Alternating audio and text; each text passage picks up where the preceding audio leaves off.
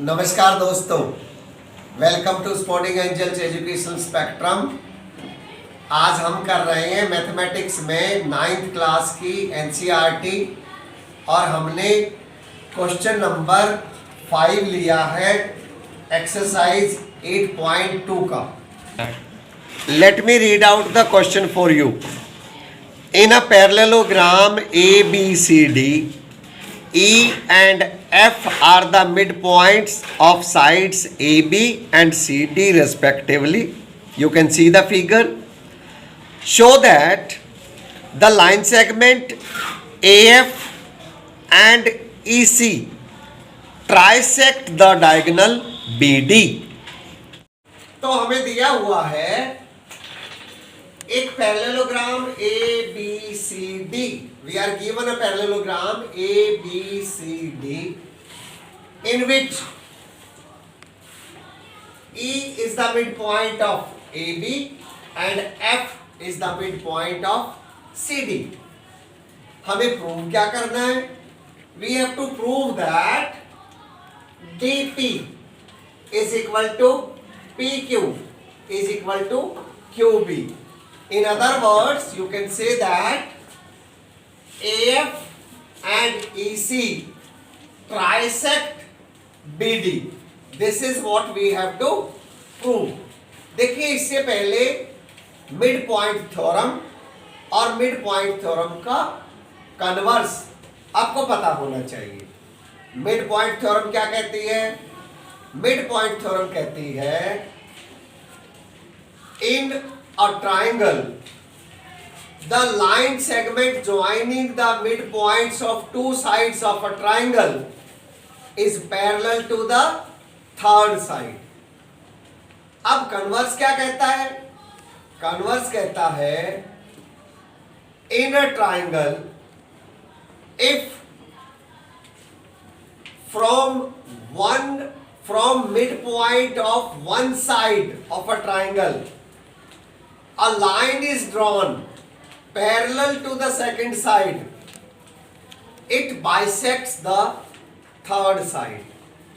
If you remember these two, then I think you won't find it difficult at all. It becomes very simple for you. देखिए, to start with, ABCD is a parallelogram.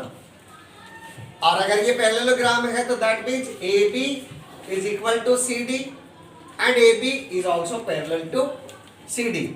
अगर AB CD के parallel है तो उसका आधा भी उसके आधे के पैरेलल रहेगा। कोई भी पार्ट हो, जब वो पूरी लाइन के पैरेलल है तो उसका कोई भी हिस्सा हो पैरेलल तो होंगे। और इसी तरह AB और CD अगर बराबर है तो उसका आधा भी उसके आधे के बराबर भी होगा। That means half of AB is equal to half of CD. And when I say half of AB, I mean AE. That means AE is equal to CF. Now AB is equal to CF and AE and AE is also parallel to CF. That means AECF is a parallelogram.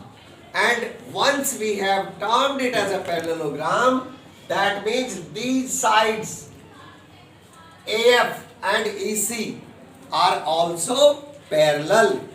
Now, let us take this triangle first. Triangle BQC. In this triangle, we have F, the midpoint of CD, and FP is parallel to CQ.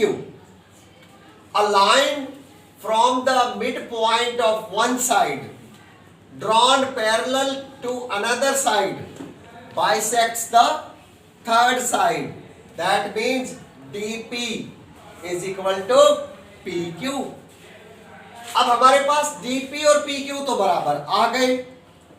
हमें अगर PQ के बराबर QB भी मिल जाए तो are job is done. इसका मतलब अब हम ये वाली ट्राइंगल ले लेते हैं। In triangle ABP, again we have E is the midpoint of AB and EQ is parallel to AP. That means Q is the midpoint of PB. That means PQ is equal to QB. हमने दो चीजें prove कर दी. Number एक, हमने prove कर दिया कि DP is equal to PQ. We have also proved that PQ is equal to QB. From this and this we can say that DP is equal to PQ is equal to QB, and this is what we had to prove. Hope I made it pretty clear to you. Thanks for joining.